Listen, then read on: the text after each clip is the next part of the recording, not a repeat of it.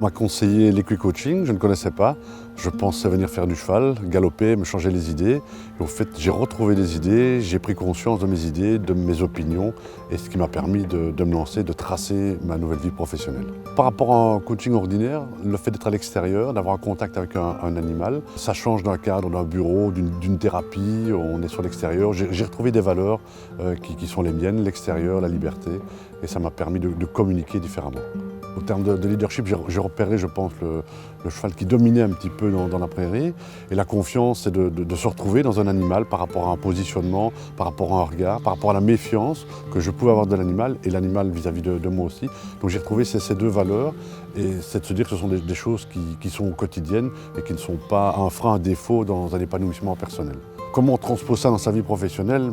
Sans jeu de mots, on ne vient pas avec ses gros sabots dans une entreprise, mais on apprend à apprivoiser le public avec lequel on va travailler, le client, donc le chef d'entreprise, les travailleurs, et on respecte la personne, son environnement, un environnement de travail dans une entreprise, comme je l'ai fait avec le cheval durant l'équicoaching.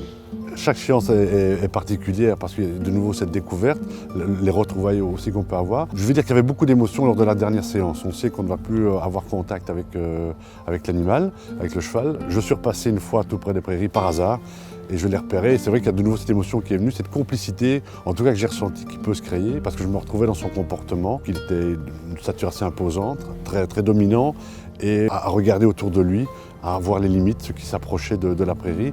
Et je fonctionne comme ça aussi, j'aime la distance, mais j'aime aussi avoir un peu le dessus surtout. Pas dominer, mais en tout cas savoir ce qui se passe, pour des raisons de sécurité peut-être, enfin propre à moi. Et donc cette séparation, pas mal d'émotions, c'est particulier, mais voilà, on s'attache à ces séances et à la bête avec laquelle on communique.